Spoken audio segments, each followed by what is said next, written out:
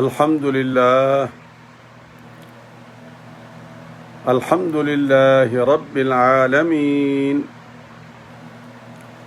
والصلاة والسلام على سيد المرسلين وعلى آله وأصحابه الطاهرين أجمعين أما بعد فأعوذ بالله من الشيطان الرجيم بسم الله الرحمن الرحيم قالوا يا ذا القرنين إن يأجوج ومأجوج مفسدون في الأرض فهل نجعل لك خرجا على أن تجعل بيننا وبينهم سدا قال ما مكني فيه ربي خير فأعينوني بقوة أجعل بينكم وبينهم ردما آتوني زبر الحديد حتى إذا ساوى بين الصدفين قال انفخوا حتى إذا جعله نارا قال آتوني أفرغ عليه قطرا قال انفخوا حتى إذا جعله نارا قال آتوني أفرغ عليه قطرا فما استطاعوا أن يظهروه وما استطاعوا له نقبا قال هذا رحمة من ربي فإذا جاء وعد ربي جعله دكا وكان وعد ربي حقا صدق الله العظيم بسم الله الرحمن الرحيم اللهم صل على سيدنا محمد وعلى آل سيدنا محمد وبارك وسلم الصلاة والسلام عليك يا سيدي يا رسول الله وعلى آلك وأصحابك يا حبيب الله الصلاة والسلام عليك يا سيدي يا رحمة للعالمين وعلى آلك وأصحابك يا شفيع المذنبين انتہائی واجب الاحترام دوستو، بھائیوں، ساتھیوں، عزیزوں، عزیز بچوں، بہنوں اور بیٹیوں، السلام علیکم ورحمۃ اللہ وبرکاتہ۔ قرآن مجید کا درس سننا اور سنانا یہ دونوں بڑے کام ہیں، چونکہ شیطان اور نفس جیسے اکثر کہا کرتا ہوں یہ ہمارے گھات میں ہیں کہ کسی طرح ان کو برگشتہ کیا جائے اور یہ کام چھوڑ دیں۔ باب رومی نے مثنوی شریف میں 7 جلدوں میں ہے، مثنوی شریف رکھی ہے میرے پاس کتب خانے میں، کبھی کبھی اٹھا لیتا ہوں۔ آج ایک میں حکایت پڑھ رہا تھا، عجیب و غریب حکایت تھی۔ کہتے کہ ایک آدمی گھر سے نکلا، کپڑے بدل کر، اندھیرا تھا، نماز کے لیے جا رہا تھا، راستے میں ٹھوکر لگی اس کو، بارش ہوئی تھی، کیچڑ تھا، گر پڑا، کپڑے گندے ہو گئے، گھر چلا گیا بیچارہ۔ دوبارہ جا کر اس نے کپڑے بدلے، پھر نکل پڑا، اتفاق یہ کہ 2 قدم آگے جا کے پھر گر پڑا، کپڑے گندے ہو گئے۔ تیسری مرتبہ پھر چلا گیا، گھبرایا نہیں، وہ ڈٹ گیا نفس کے ساتھ کہ نہیں بھائی نماز تو مجھے پڑھنا ہے، تو جو مرضی مجھے سمجھا لے، بجھا لے، چکر دے لے، میں نماز نہیں چھوڑ سکتا۔ پھر چلا گیا۔ نہا کر کپڑے بدل لیے. کپڑے بدل کے باہر نکلا تو ایک صاحب بتی لے کے کھڑے تھے. اب وہ آگے چلنا شروع ہو گیا اور یہ نمازی اس کے پیچھے چلتا رہا تو وہ مسجد تک لے آیا. اندر نماز پڑھنے چلا گیا. نماز پڑھ کے باہر نکلا تو وہ بتی لے کے کھڑا تھا. بڑا خوش ہوا نمازی کہ یار کتنا اچھا آدمی ہے, کیا نیکی اس نے میرے ساتھ کی ہے. 2 مرتبہ گر گیا, کیچڑ ہو گیا, اور یہ اللہ کا بندہ لالٹین لے کے بتی لے کے میرے ساتھ میرے لیے کھڑا ہے. سبحان اللہ, کیا خوبصورت بندے ہیں یہ لوگ. جب وہ دوبارہ چلنے لگا, گھر تک پہنچا تو اس نے کہا بھائی میں تیرا شکریہ کیسے ادا کروں, پر تو بتا تو صحیح تو ہے کون. اس نے کہا جی میں ابلیس ہوں. جھٹکا لگا اس کو, نمازی کو گھبرا گیا. کہا ابلیس, کیا میں صحیح سن رہا ہوں؟ کہا ہاں تم صحیح سن رہے ہو. تو کہنے لگا تیرا کیا کام ہے مجھے نماز پڑھانا؟ تیرا کام تو مجھے نماز سے روکنا تھا, اور تو نے تو میری رہنمائی کی ہے, مجھے اندھیرے سے بچایا, مجھے کیچڑ سے بچایا. اس نے کہا سنو بھائی, جب تم پہلی مرتبہ گرے تھے نا تو خیال یہ تھا کہ تم گھبرا جاؤ گے, رک جاؤ گے. تم رکے نہیں, تم پھر نہا کے کپڑے پہن کے باہر نکل آئے. اللہ نے تیرے سارے گناہ معاف کر دیے تھے. اس کے بعد دوبارہ جب تو گرا اور پھر لوٹا, تجھے میں نے چکر دیے تھے لیکن تو گھبرایا نہیں, تو پریشان نہیں ہوا, تو پھر نہا کے کپڑے بدل کے پھر چل پڑا.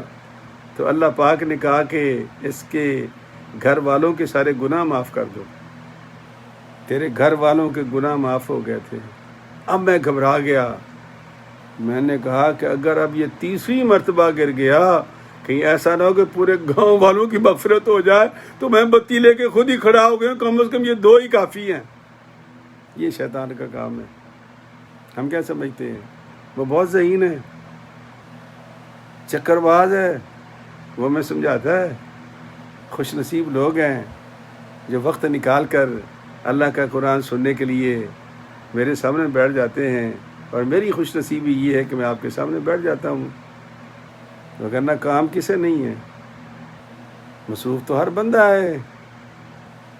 تو اس مصروفیت میں اگر اللہ ہمیں وقت دے دے, ہمارے دلوں میں یہ بات ڈال دے کہ نہیں بھائی یہ آدھا گھنٹہ ہم نے دین کی بات سننی اللہ کے قرآن سے, تو یقین کرو شیطان کے لیے اس سے بڑی ناکامی اور کوئی نہیں ہے. آج کا سبق جو ہے وہ ترتیب سے آ رہا ہے, اور یہ یاجوج ماجوج کا قصہ آ گیا ہے ترتیب سے. کچھ اسپیشل نہیں میں چیزیں بناتا, جو سبق میں آ جاتا ہے ترتیب سے تو وہ بیان کر دیتا ہوں. چونکہ بہت سنا ہے آپ نے, سوشل میڈیا بھرا پڑا ہے یاجوج اور ماجوج کے قصوں سے. چرب لسانی بھی ہے, طرب زبانی بھی ہے, بڑے معلوماتی بھی ہیں, غیر معلوماتی بھی ہیں. شیطان بھی بیٹھے ہوئے ہیں درمیان میں, گمراہ کرنے والے لوگ بھی بیچ میں بیٹھے ہوتے ہیں. قرآن کریم کی سورہ کہف کی آیت نمبر 94 سے 98 تک. کہف کا نمبر 18 ہے, یہ تو آپ کو یاد ہو گیا ہوگا انشاءاللہ. سپارہ یہ 16 ہے, اور آیت نمبر ہے 94, 95, 96, 97 اور 98. مضمون ہے یاجوج اور ماجوج کا. آپ کو یاد ہوگا کہ حضرت نوح علیہ السلام, اچھا یہ 3 سوال ہوئے تھے نبی کریم صلی اللہ علیہ وسلم پر, روح کے بارے میں, ذوالقرنین کے بارے میں, اور اصحاب کہف کے بارے میں. اور کیے کس نے تھے؟ یہودیوں نے اور مشرکین مکہ نے وفد بھیجا تھا. اور وہ جو ان کے ذہن میں ہے نا ذوالقرنین والا قصہ, وہ ان کے ذہن میں جب وہ پوچھنا چاہتے تھے, تو میں آپ کو بتاؤں گا کہ وہ کون تھا. وہ کیوں اس کے بارے میں پوچھنا چاہتے تھے؟ سوال پیدا ہوتا ہے نا بھی یہودین آخر ذوالقرنین کا قصہ کیوں پوچھا تھا ان سے؟ یہی سمجھنے والی باتیں ہیں جو قرآن کریم بیان کرتا ہے۔ حضرت نوح علیہ السلام کی کشتی جب پار لگی، 10 محرم تھی، تو آپ نے اترتے ہی روزہ رکھا، 10 محرم کا، عاشورے کا روزہ۔ اس لیے سرکار فرمایا کرتے تھے کہ خالف الیہود، سرکار نے فرمایا کہ یہودی بھی روزہ رکھتے ہیں، تم بھی رکھو، لیکن تم خلافت کرو، قبلہ یومن او بعدہ یومن، یا ایک دن پہلے ساتھ رکھ لیا کرو یا ایک دن بعد میں رکھ لیا کرو، یا 9-10 کر دو یا 10-11 کر دو۔ یہ حضرت نوح علیہ السلام نے جو کشتی سے نیچے اترے تھے 10 محرم تھی، اور آپ نے روزہ رکھا تھا۔ یہ وہ روزہ ہے عاشورے کا روزہ۔ تو ایک بیٹا تو آپ کا پانی میں بہہ گیا تھا جس کا نام کنعان تھا، قرآن نے بھی اس کا ذکر کیا ہے۔ 3 بیٹے باقی بچے تھے آپ کے، ایک بیٹا ان کا سام تھا، ایک حام تھا، اور ایک یافس تھا۔ سامی النسل حضرت ابراہیم علیہ السلام، عربی لوگ، فارسی لوگ، ہم بھی اس میں آ جاتے ہیں، یہ سامی النسل ہے، سام کی اولاد ہے۔ اور حام افریقہ، سوڈان، اوپر کا علاقہ جتنا بھی ہے یہ حام کی اولاد ہیں۔ اور یافس کی اولاد جو ہیں یہ چائنا، یہ رشیا، یہ جاپان، یہ علاقہ سارا ان کی اولاد ہے، ساری ترک، زیادہ تر خاص طور پر ترک، یہ سب ان کی اولاد ہیں۔ تو اللہ تبارک و تعالیٰ نے ذوالقرنین بادشاہ کو بھیجا۔ ذوالقرنین یسألونک عن ذی القرنین قل سأتلو، یہ بڑا لمبا قصہ ہے تو میں اس کو بیچ میں سے تھوڑا سا لیا ہوں تاکہ میں آپ تک کچھ بات پہنچا سکوں، اور اگر رہ جائے تو اس کا ترجمہ خود پڑھ لینا تاکہ یہ بات مکمل ہو جائے۔ ذوالقرنین مسلمان اور مومن بادشاہ تھا، اور یہ جو سکندر ذوالقرنین کہتے ہیں نا ہم لوگ، مقدونیہ والا، جس کا وزیر اعظم ارسطو تھا، یہ مشرک تھا، آگ پرست تھا۔ قرآن اس کا ساتھ نہیں دیتا۔ یہ ہو سکتا ہے کہ جس کو عرب کہتے ہیں کہ خسرو، اور یہودی کہتے خورس، اور یونانی کہتے سائرس، یہ ہو سکتا ہے چونکہ یہ مومن تھا۔ اور بخت نصر، یہ جو عیسائی بادشاہ، یہ جو ایک بے عقیدہ بادشاہ تھا بابل کا، عراق کا، اس نے حملہ کیا تھا بیت المقدس پہ، اور یہودیوں کو مار مار کے بھرکس نکال دیا تھا ان کو، اور باقی وہ قیدی بنا کے لے آیا تھا۔ تو پھر سائرس نے یا کہ خسرو نے حملہ کر کے اس کو شکست دی، اور ان یہودیوں کو وہاں سے رہائی دلوائی، اور ان کو واپس بیت المقدس بھیجا، اور اس کے ساتھ کوئی سامان وغیرہ بھی ساتھ دیا کہ لے جاؤ، جا کے دوبارہ آباد کرو۔ اس لیے یہودیوں میں ذوالقرنین کو بڑی عزت کی نگاہ سے دیکھا جاتا ہے، جس کے بارے میں وہ نبی پاک سے پوچھنا چاہتے تھے۔ یہ مطلب جو احادیث مبارکہ میں مفسرین نے، محققین لکھا ہے، ہو سکتا ہے کوئی اور بھی ہو، بہرحال یہاں تک تو اتفاق کیا جا سکتا ہے۔ تو ذوالقرنین پہلے مغرب میں گیا، پھر مشرق میں گیا، جب مشرق اور مغرب کے سفر سے واپس ہوا پھر شمال کی طرف نکلا۔ جب وہ شمال کی طرف نکلا تو وہاں پر جب پہنچا تو لوگ اکٹھے ہوئے اس کے پاس۔ جب لوگ اکٹھے ہوئے تو انہوں نے کہا کہ قالوا یا ذوالقرنین، اے ذوالقرنین، ذوالقرنین کہتے ہیں 2 سینگ والا، کہتے ہیں کہ جو سائرس بادشاہ تھا اس نے فارس کو اور عربوں کو اور ادھر ایشیا تک اس کی حکومت تھی، تو 2 ملکوں کو اس نے یکجا کر دیا تھا، تو نشان کے طور پر 2 سینگ رکھتا تھا کہ بھئی 2 مملکتوں کا بادشاہ ہے۔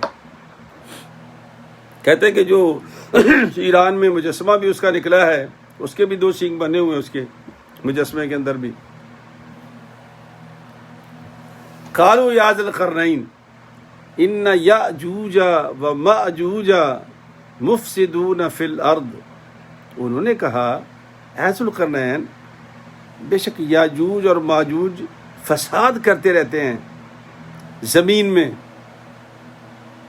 فہل نجعل لک خرجا علی ان تجعل بیننا و بینہم سدا، کیا ہم کچھ مال پانی کا انتظام کر دیں تاکہ تو ہمارے اور ان کے درمیان کوئی دیوار قائم کر دے؟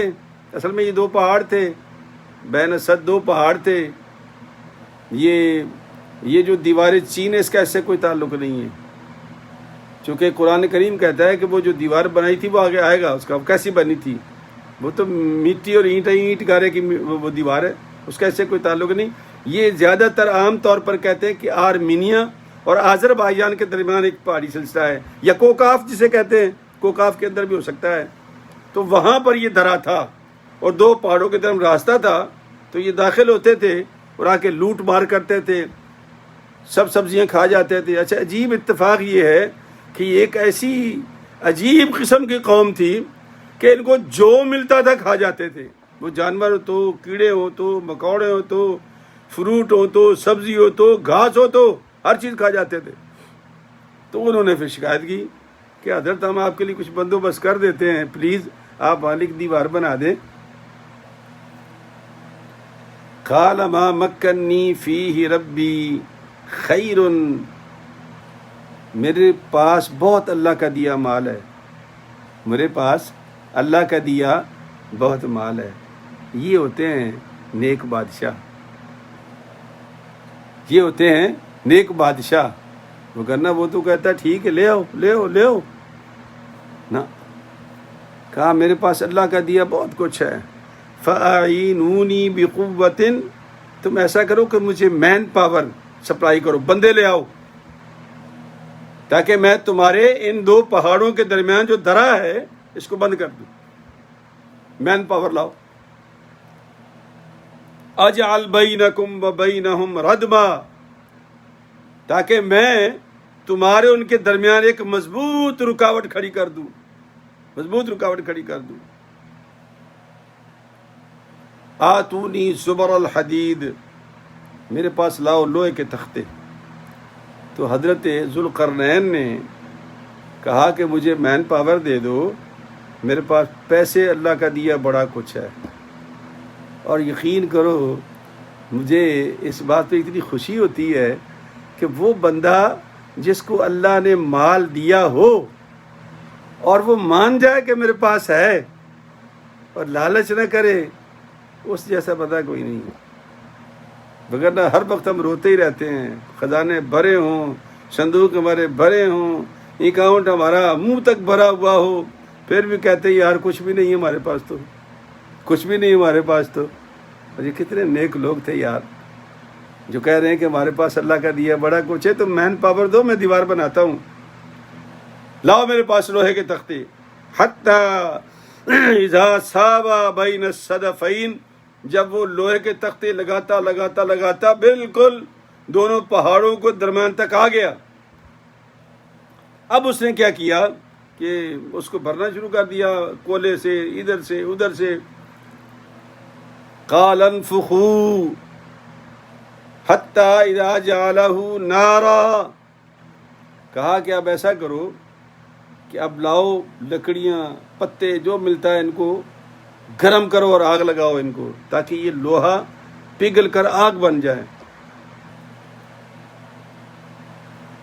جب وہ اس کو پگھلانا شروع کیا لوہے کو، لوہا پگھل گیا تو وہ آگ بن گیا۔ تو پھر حضرت ذوالقرنین نے کیا کیا کہ قال آتونی افرغ علیہ قطرہ، تانبا لاؤ، تانبے کو پگھلایا اور اس کے درمیان ڈال دیا۔ یہ لوہا تو ویسے گرم تھا، اب وہ بالکل ایسا ہو گیا کہ بالکل دیوار بن گئی ایک، اور ایسی دیوار جو تانبے اور لوہے سے بنی تھی۔ یہ بات بڑی قابل غور ہے، تانبے اور لوہے کی دیوار تھی، مٹی اور آٹے کی نہیں تھی، مٹی اور گارے کی نہیں تھی، اینٹوں کی نہیں دیوار نہیں تھی، تو اسے دیوار چین کا کوئی تعلق نہیں ہے۔ یہ درا ہے، دو جگہ کہتے ہیں کہ آرمینیا اور آذربائیجان کے درمیان ہے، یا یہ کوکاف کے درمیان ایک درہ ہے، وہاں بھی ہو سکتا ہے۔ ویسے تو محققین نے لکھا ہے، مورخین نے بھی تقریباً 4 جگہ ایسی تھی جو بنائی گئی، ان میں ایک دیوار جو ہے وہ حضرت ذوالقرنین نے بنائی ہے، جو سیسا پلائی ہوئی دیوار کہتے ہیں جس کو، لوہا تھا پگھلا کے آگ بنایا، اس کے اوپر تانبا ڈال دیا۔ فَمَسْتَطَاعُوا أَن يَظْهَرُوهُ وَمَا اسْتَطَاعُوا لَهُ نَقْبًا، پھر ان میں قدرت نہ رہی کہ وہ چڑھ سکے اس کے اوپر، سپوٹ بالکل چکنی مٹی کی طرح دیوار بن گئی، اور وَمَا اسْتَطَاعُوا لَهُ نَقْبًا، نہ ہمت رہی کہ وہ نقب لگا سکے اس میں۔ ایسا زبردست کام کیا حضرت ذوالقرنین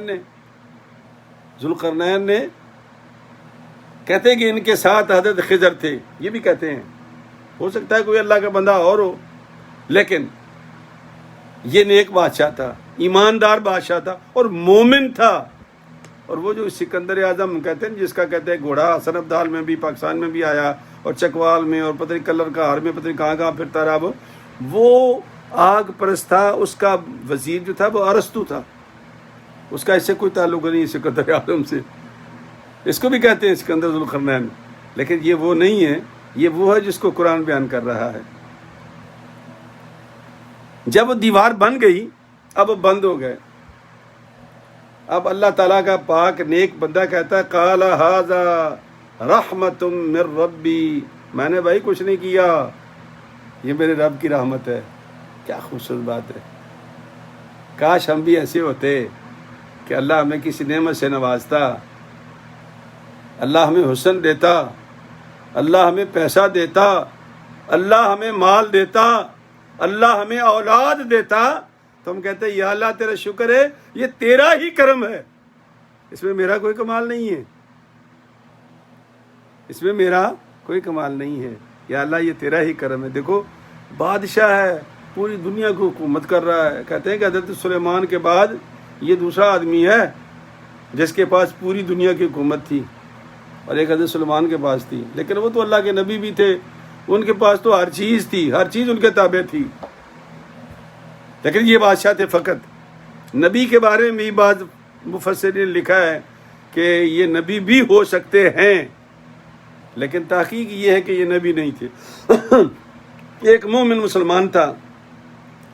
ھذا رحمت من ربی فاذا جاء وعد ربی، پھر جب آپ پہنچے گا وعدہ میرے رب کا، سن لو، ان کو بتا رہے ہیں، بتا تو میں نے دیا ہے، بنا تو میں نے دیا ہے، یہ دیوار بڑی پکڑ کو کوئی ہلا نہیں سکتا، قیامت تک نہیں ہلا سکتا، لیکن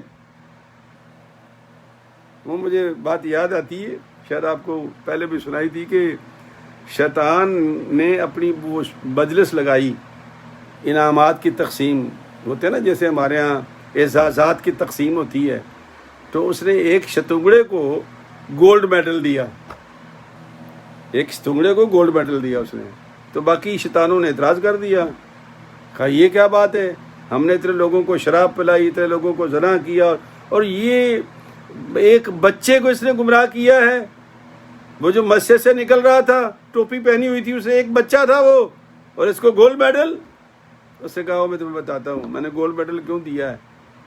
تو وہ ایک سوئی لے کے شیطان اور لے کر کے بازار میں چلا گیا، مجھ کو پکڑ لیا، تجھ کو پکڑ لیا، اس کو پکڑ لیا، بھائی یہ بتاؤ، یہ میرے پاس سوئی ہے، اس کا یہ نکا ہے، یہ سوراخ ہے اس میں، کیا میں اس میں سے مولی گزار سکتا ہوں؟ ان کا سوال ہی پیدا، اچھا میں بکرا گزار سکتا ہوں؟ ان کا سوال ہی پیدا ہوتا، جب مولی نہیں گزر سکتی بکرا کہاں سے گزرے گا؟ کہا اچھا میں اگر اونٹ گزار دوں، تو کہا اونٹ تو کیسے گزرے گا؟ تو وہ چلتا چلتا چلتا مسجد کے دروازے پر چلا گیا، تو بچہ اپنا قرآن شریف سب کو پڑھ کے باہر نکلا، تو کہا بیٹا السلام علیکم۔ وعلیکم السلام۔ ہاں جی بابا جی کیا بات ہے؟ کہا بیٹا یہ میرے پاس سوئی ہے اور اس کا یہ چھوٹا سا سوراخ ہے، میں چاہتا ہوں کہ اس میں سے میں اونٹ نکال دوں، کیا میں کر سکتا ہوں؟ اس نے کہا نہیں، ہو ہی نہیں سکتا۔ کہنے لگا بیٹا کوئی ہے ایسا، کوئی طاقت ہے ایسی، کوئی بندہ ہے ایسا، کوئی طاقت ایسی ہے جہاں ہم چلے جائیں اور وہ اس میں سے اونٹ گزار دے؟ اس نے کہا ہاں، ایک طاقت ہے، اس کو اللہ کہتے ہیں۔ یہ اونٹ تو چھوٹی چیز ہے، وہ چاہے تو پوری دنیا اس ڈکے سے گزار دے۔ اس شیطان نے کہا دیکھا بھائی، دنیا کو گمراہ کر سکتے ہو، اس بچے کو تم لوگ گمراہ نہیں کر سکتے۔ اب اس کا یہ عالم ہے، اب یہ اگر بڑا ہو گیا، یہ بچہ اگر عالم بن گیا تو اس کو گمراہ کرنا آسان نہیں ہوگا۔ یہ شیطان کا کام ہے۔ تو اس بادشاہ نے جب کہا کہ دیوار میں نے پکی بنا دی ہے، اس کو توڑ نہیں سکتا کوئی بھی، نہ اس میں کوئی سراغ کر سکتا ہے، لیکن فَإِذَا جَاءَ وَعْدُ رَبِّي جَعَلَهُ دَكَّا، اور اگر اللہ کا حکم آ گیا، اللہ کا وعدہ آ گیا، تو وعدہ اللہ کا بڑا سچا ہوتا ہے، وہ اس کو بالکل برابر کر دے گا، ڈھا دے گا، اس کو دکا ملیمیٹ کر دے گا۔ وَكَانَ وَعْدُ رَبِّي حَقًّا، اور میرے رب کا وعدہ سچا ہے۔ یہ یاجوج اور ماجوج کے لیے ہے، لیکن اس کا مطلب یہ ہے کہ جب وعدہ آئے گا تو سورہ انبیاء کے اندر آیت نمبر 96 ہے، اور سورہ انبیاء کا 21 نمبر ہے۔ سورہ انبیاء کا نمبر جو ہے وہ سورہ انبیاء 97 سپارے میں ہے، 96 انبیاء کی آیت ہے، اس میں ہے کہ حتی اذا فتحت یاجوج و ماجوج وہم من کل حدب ینسلون، جب اللہ کا وعدہ آ جائے گا تو پھر وہ دیوار تو ڈھہ کے برابر ہو جائے گی اور وہ طوفان کی طرح نکلیں گے۔ حدیث پاک میں آتا ہے، سرکار سے پوچھا گیا یا رسول اللہ وہ کتنے ہوں گے یاجوج اور ماجوج؟ فرمایا اگر دنیا کے 10 حصے کرو نا، 10 حصے، ایک حصہ ہم ہیں اور 9 حصے یاجوج اور ماجوج ہوں گے، 9 حصے۔ فرمایا جب وہ نکلیں گے تو جو ان کے سامنے چیز آئے گی، انسان آئے تو، حیوان آئے تو، گھاس آئے تو، مکوڑے آئیں تو، چیونٹیاں آئیں تو، جانور آئیں تو، سب کو کھاتے پیتے چلتے جائیں گے۔ اور حتیٰ کہ وہ جو جھیل ہے، تبری جھیل، تبریہ جسے کہتے ہیں، 13 میل وہ لمبی ہے، 8 میل چوڑی ہے، 13 میل لمبی اور 8 میل چوڑی ہے۔ جو یاجوج ماجوج کا پہلا دستہ اب ہم پہنچے گا وہ سارا پانی پی جائے گی، وہ جو پچھلا لشکر آئے گا وہ یہ کہیں گے کہ یار یہاں پانی ہو سکتا ہے لیکن پانی کا نام و نشان نہیں ہوگا۔ پھر وہ جبل قدس پہ چڑھ جائیں گے، سب دنیا کو ختم۔ حضرت عیسیٰ علیہ السلام آ چکے ہوں گے، یہ قیامت کی علامات میں سے ایک علامت ہے۔ حضرت عیسیٰ علیہ السلام اپنے حواریوں کو لے کر کے، اپنے ماننے والوں کو لے کر کے کوہ طور پہ چلے جائیں گے، باقی چھوٹے موٹے مسلمان قلعہ بند ہو جائیں گے۔ تو اب یہ جو یاجوج اور ماجوج ہیں یہ جبل قدس پہ چڑھ جائیں گے، بیت المقدس کے جبل قدس پہ، اور پھر یہ چلائیں گے تیر اوپر کی طرف، اور اپنی تئیں خیال یہ کریں گے کہ ہم نے دنیا تو ختم کر دی ہے۔ ظاہر ہے کہ کہاں ایک حصہ کہاں 9 حصے، اس کے سامنے وہ مقابلہ ہی کوئی نہیں، تو وہ تیر چلائیں گے تو اللہ تعالیٰ اپنی قدرت کاملہ سے ان کے تیر خون آلود کر کے واپس کرے گا۔ اب وہ چھالے لگائیں گے، خوشی منائیں گے، اوہو ہم نے اوپر کو بھی فتح کر لیا، ہم نے نیچے کو بھی فتح کر لیا، ہم نے زمین کو بھی تاراج کر دیا، کوئی ہے آج ہمارے مقابلے میں؟ پھر حضرت عیسیٰ علیہ السلام دعا کریں گے، یا اللہ اپنے فضل و کرم سے، اپنی رحمت سے، اپنی مخلوق کے لیے کوئی بندوبست کر دے۔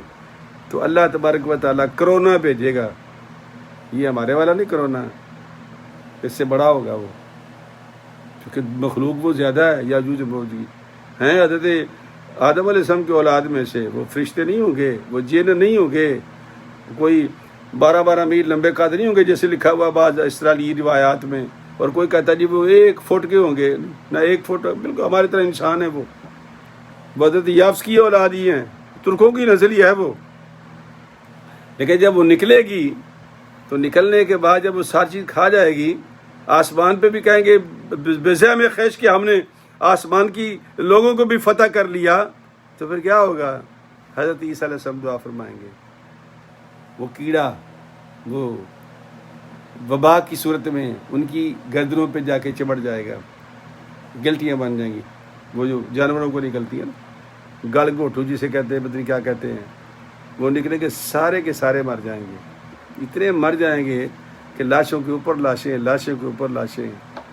اور جب وہ قلعہ بند ہو کے سیدنا عیسیٰ علیہ السلام کا کوئی درویش باہر نکلے گا تو کہے گا کہ وہ تو کمال ہو گیا جی، وہ تو سب مر گئے. پھر اللہ فرشتے بھیجے گا جن کی اونٹوں کی طرح 2 کوہانیں ہوں گی، عجیب و غریب وہ چیلیں ہوں گی، پتہ نہیں کیا ہوگا. ان کی لاشیں اٹھا اٹھا کے پتہ نہیں کہاں لے جائیں گی. اس کے بعد پھر ایک بارش ہوگی، بارش پھر تمام زمین کو صاف کر دے گی، نہایت خوبصورت بنا دے گی. پھر حدیث پاک میں آتا ہے اس کے بعد حضرت عیسیٰ علیہ السلام کی تو وفات ہو جائے گی.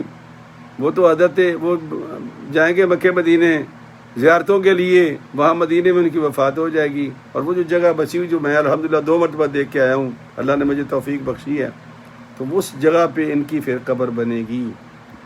وہاں جب قبر بنے گی تو پھر اس کے بعد زمین سارے مسلمان ہی ہو جائیں گے، کوئی کافر نہیں باقی بچے گا، سارے مسلمان. اور زمین اپنے خزانے نکال دے گی. کہتے ہیں کہ ایک انار پورے قبیلے کے لیے کافی ہوگا اور ایک گائے کا دودھ پورے خاندان کے لیے کافی ہوگا. انار اتنے بڑے بڑے ان کے چھلکے ہوں گے کہ وہ چھتری بنا کے نیچے بیٹھ جائیں گے. انگور اتنا بڑا انگور ہوگا کہ تم تصور نہیں کر سکتے.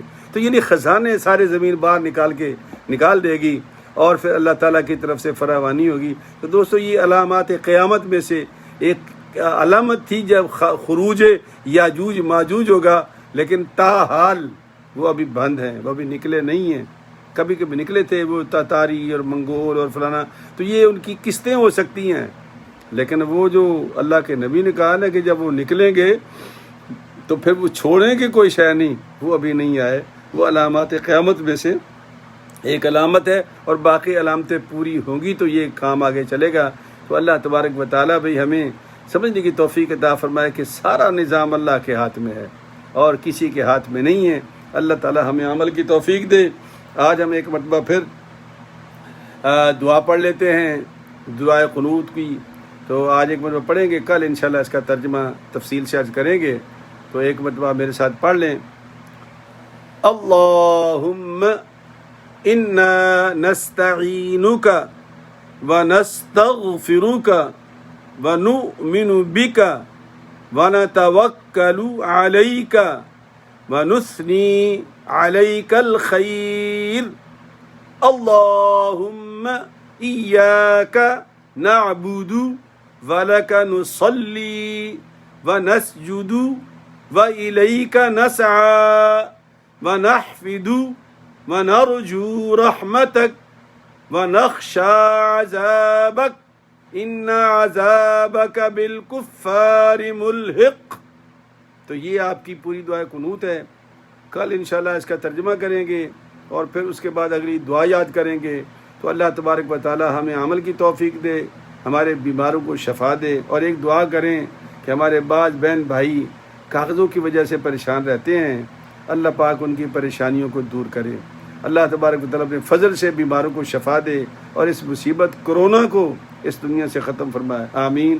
وآخر دعوانا ان الحمد للہ رب العالمین. السلام علیکم ورحمۃ اللہ وبرکاتہ.